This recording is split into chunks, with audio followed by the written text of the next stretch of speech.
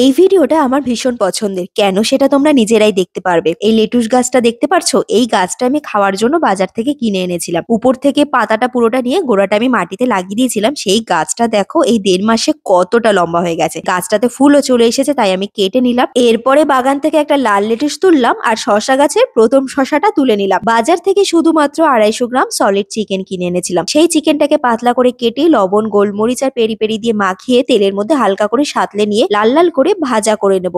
তারপর ভাজা হয়ে গেলে চিকেনটাকে একদম ঝুরি ঝুরি করে ছাড়িয়ে নিতে হবে। এবার একটু সুইট কর্ন নিয়ে বাটার দিয়ে ভালো করে ভাজা করে নেব। এরপরে চলো স্যালাডের জন্য আমি শসাটা, তারপর লেটুস পাতা, বাকি যা যা নিচ্ছে সেগুলো ছাড়িয়ে নেব। এই যে দেখো, দুটো ক্যাপসিকাম নিয়েছি, একটা 3 মাথা একটা 4 মাথা। 3 মাথার ক্যাপসিকাম হচ্ছে স্যালাড খাওয়ার জন্য, আর 4 মাথার ক্যাপসিকাম হচ্ছে যে কোনো রান্নায় দেওয়ার জন্য। তো লেটুসটাকে ভালো করে কেটে তার মধ্যে চিকেনটাকে দিয়ে সুইট কর্ন যেটা ভেজেছিলাম সেটা দিলাম।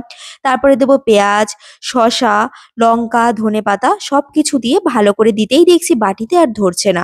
তো আমি আরেকটা বড় পাত্রে নিয়ে নিলাম। এরপরে তোমরা ভাবতেই পারো যে এটা আমি কি বানাচ্ছি, তো তোমরা দেখতেই থাকো না শেষ পর্যন্ত যে কি বানানো হচ্ছে। এর মধ্যে দিয়ে দেবো একটু গোলমরিচের গুঁড়ো আর একটু সামান্য লবণ দিয়ে ভালো করে মাখিয়ে নিয়ে তার মধ্যে দিয়ে দিচ্ছি হেলমান্সের মেয়োনিজ। মেয়োনিজটা দেওয়ার সময় ভিডিওটা করতে ভুলে গেছিলাম। আর তার মধ্যে ব্যবহার করছি আমুল চিজ স্প্রেড বেশ অনেকটা। এরপরে ভালো করে মাখিয়ে নিতে হবে যাতে আর কি ব্যাপারটা পুরোটা যত করে একটা স্মুথ না হয়ে আছে। তোমার মেয়োনিজ আরেকটু দরকার ছিল, আরেকটু আমি দিয়ে দিলাম, দিয়ে আবার ভালো করে মাখিয়ে নিলাম। এরপরে হচ্ছে টুইস্ট, এই চিকেন সালাডটা বানানো কমপ্লিট। এবার চাইলে কিন্তু চিকেন সালাডটা তোমরা শুধুই খেতে পারবে, দারুণ খেতে লাগে। তো পাউরুটিগুলোকে ভালো করে টোস্ট করে নিয়েছি, তার মধ্যে দিয়ে দিয়েছি টমেটো কেচাপ, তার মধ্যে চিকেন সালাডটা দিয়ে পাউরুটিটা দিয়ে উপরে গরম গরম খেতে চাও, তোমরা যদি আরো বেশি গরম করতে চাও তাহলে এটা আবার একটু তাওয়াতে দিয়ে সেঁকে নিতে পারো। এটার রেসিপিটা তোমরা একবার বাড়িতে ট্রাই করে দেখতে পারো, জাস্ট অসাধারণ খেতে। মানে 200-250 টাকার রেসিপি আমরা বাড়িতে এতটাই ইজিলি বানিয়ে নিতে পারলাম। তো চলো এবার আমি খেয়ে দেখি কেমন হয়েছে খেতে। জাস্ট না মানে মুখে দিতেই মনে হচ্ছে গলে গেল মুখের মধ্যে, ও ফাটাফাটি। তো চলো আজকের জন্য টাটা, বাই বাই।